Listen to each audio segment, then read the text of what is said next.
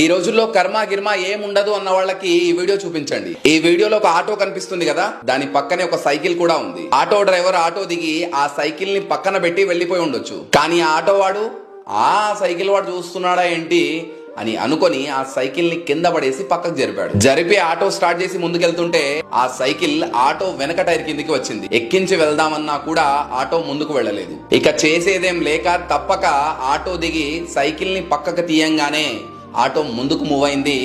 వేగంగా చెట్లలోకి దూసుకుపోయి పెద్ద గుంతలో పడిపోయింది. సైకిల్ ని మర్యాదగా పక్కకు తీసి ఉంటే ఇంత నష్టం జరిగేదా?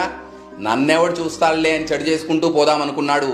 అదే చెడు ఆటో వాడి మెడకు చుట్టుకుంది. ఇది కలియుగం. ఈ జన్మలో చేసిన పాపాన్ని ఈ జన్మలోనే అనుభవించాలి. అదే విధంగా వేరే వాడి ₹1 అన్యాయంగా గనక తింటే తిరిగి ₹100 చెల్లించాల్సి ఉంటుంది. మనం ఏది చేస్తే అదే మనకు తిరిగి వస్తుంది. మంచి చేస్తే మంచి, చెడు చేస్తే చెడు. కర్మ ఇక్కడ ఎవ్వరిని వదిలిపెట్టదు. మీకు కరెక్ట్ అనిపిస్తే ఎస్ అని కమెంట్ చేసి మన పేజ్ ని ఫాలో అవ్వండి.